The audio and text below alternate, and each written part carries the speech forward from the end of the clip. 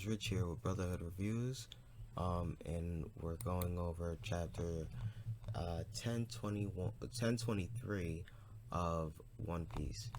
And, the cover page starts off with Vivi with a whole bunch of sparrows, and they're making Kuro jealous because they're singing to her.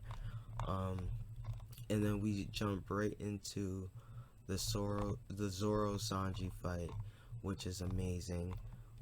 Zoro and Sanji are going back and forth with each other.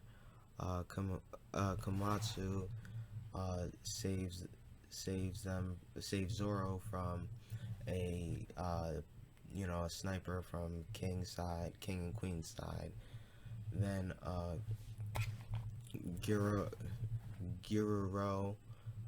however you pronounce his name, tells everybody to stay out of the fight because they'll just get in the way. There's no place for them in this duel.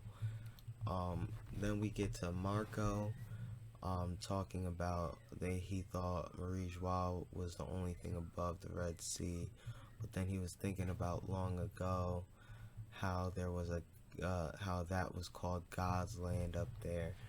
So, we're getting a little bit more history, and then Izu jumps in and saves Marco because he starts getting shot at.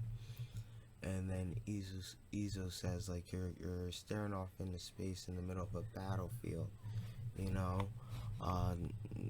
need to get it together.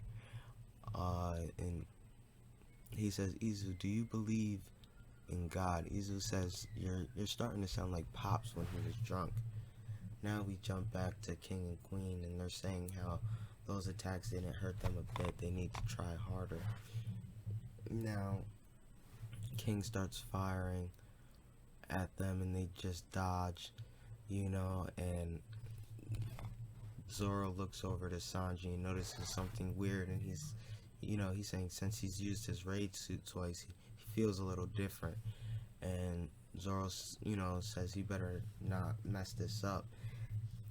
And now, Sanji's like, I'm fine. Like, it's just my shoulder. And he's like, yeah, well, it just feels different. And he's like, it's probably those eyebrows.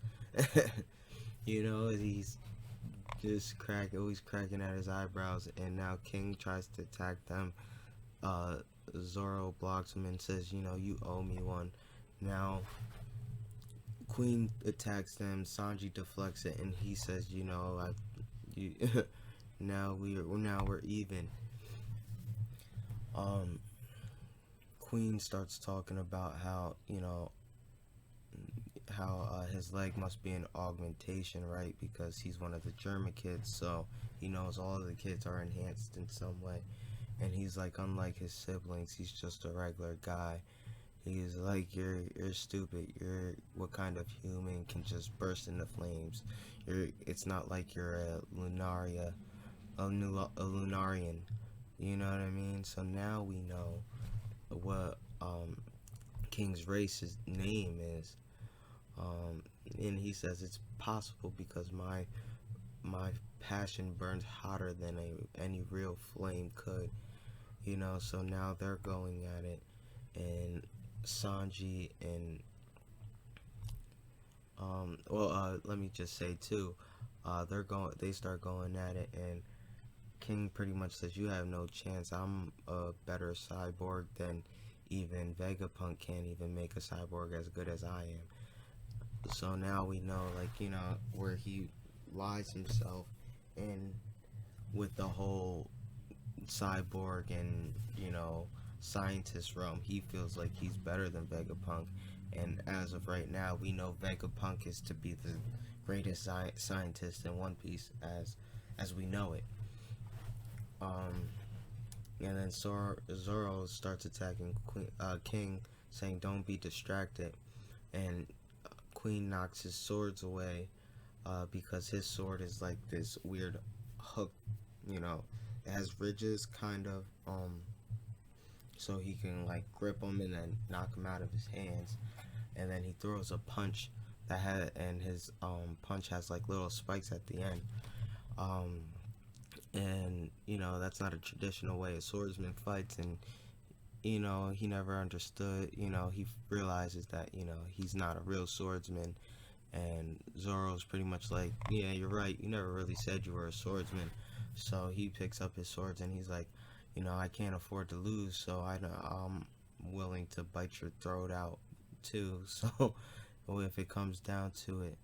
Now, Hiraguro, you know what I mean, and Kemomatsu is talking, and he's like, when they offered him Enma for bringing back the other sword, he didn't fight him because there was something off about Zoro, about the way he carried himself, the way he looked. He said, and we get a little silhouette of Ryuma in the background, and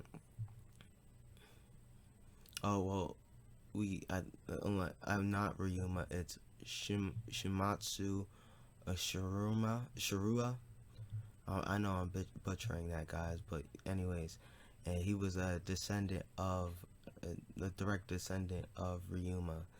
Um, so they're pretty much saying the resemblance is canny, and he was also one-eyed.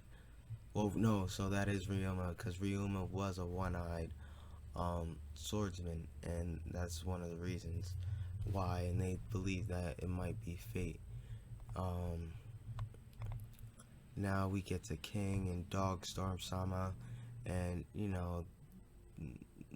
they're talking about how he didn't sell out Raizu and he forgives him, and just really undermining Dogstorm because there's no real there's no moonlight, so he can't go into his Sulong form. So he's really patronizing him, you know what I mean? And saying, I forgive you, don't worry, you can rest in peace, pretty much. Like, I'll put you out soon, so you don't have to deal with this anymore. I'm not mad at you anymore. So he throws him into the next room, and he's pretty much saying, it's over. We did our time. We didn't think we could face ourselves after what happened to Odin. We couldn't call ourselves Odin Samurai, but now we have a second chance. And, it's over. So he throws him into the next room, and he goes into his Sulong form. And there's a hole in the roof. And now it's on. Now we get to the Skull Dorm entrance floor. And Sparrow's outside with Cat Viper, and it's on and popping. We already see what's happening, and it's just not good. And they're outside. He's in his Sulong form. That's all we really get from that. He starts talking. This is the last moon year Gara will ever see. So big tongue, and then it's just we get to inside the castle's second floor, and Raizu and Fukurokuju are still having their little ninja fight, and Fukurokuju's just bad mouthing Momonosuke, and Raizu's not having that. Like, you're underestimating him. Children grow better in certain environments. He's gonna grow up to be a great shogun, and that's all we get from that as well. And it's just a background information we're getting. Now we're back on Udon Port, with Law's crew and everybody, and they're like, oh, why is Kaido here? And they see a huge dragon appear, and he's growling and looks pretty much like Kaido, but it's not, you know what I mean? Everybody realizes that Momo's not there anymore, and now we see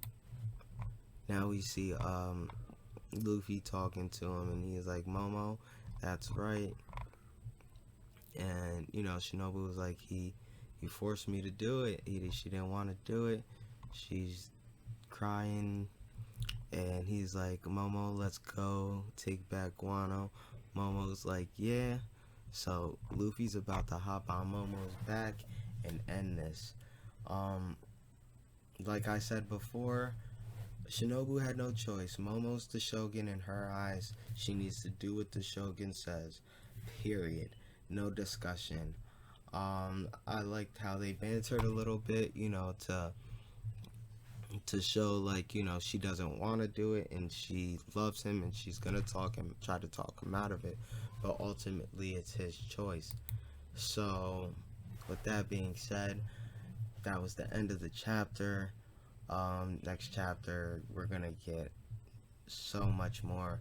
Thank you guys for listening. If you like this, subscribe. If you liked it even more, I'm putting them out every week. I will continue to do this as long as I can. Thank you guys. I hope you guys are enjoying it. Have a good day, time, night, whenever you guys are listening to this. Thank you guys.